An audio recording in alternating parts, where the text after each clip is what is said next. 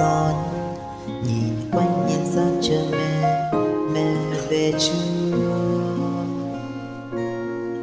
Mẹ ơi đừng xa mẹ đi chừng nhé. Mẹ ơi đừng lo đằng con lẻ loi. Mẹ ơi con đã ru em ngủ rồi.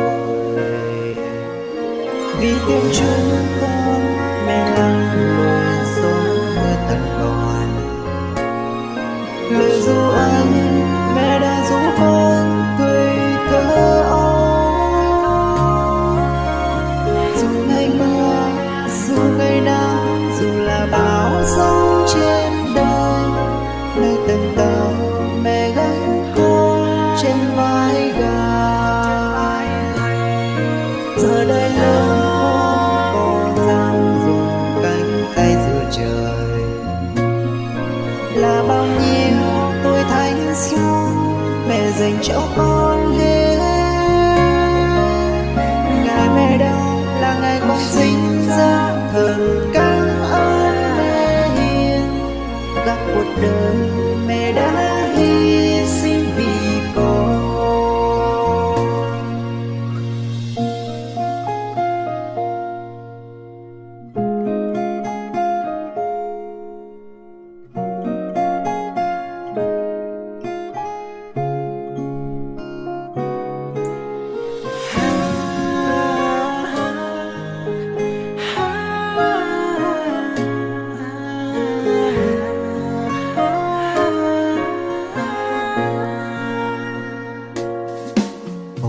Đâu ngày con còn nhỏ con bé, thường hay trèo ra đầu ngõ đầu son.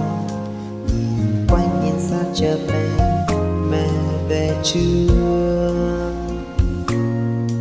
Mẹ ơi đừng xa mẹ đi chân nhé. Mẹ ơi đừng lo đằng con lẻ loi. Mẹ ơi con đã ru em ngủ rồi. Vì thương chúng con mẹ lặng lùi gió mưa tận còn. Lời ru ấy mẹ đã ru con thời thơ ấu. Dù ngày mưa dù ngày nắng dù là bão giông trên đời, mẹ từng tầng mẹ gánh con trên vai gà. Giờ đây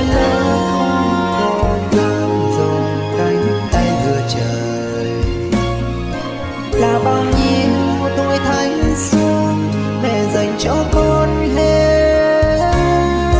Ngày mẹ đau là ngày con sinh ra, thần cảm ơn mẹ hiền. Cả cuộc đời mẹ đã hy sinh vì con. Vì tiếng chúng con mẹ lặng lùi gió mưa thần còn. Lời ru ấy mẹ đã ru con thời ấu thơ.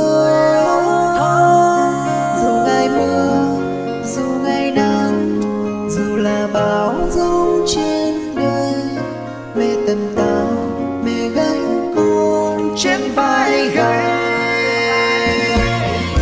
Giờ đã lớn con dám dùng cánh tay vừa trời, là bao nhiêu tuổi thanh xuân mẹ dành cho con.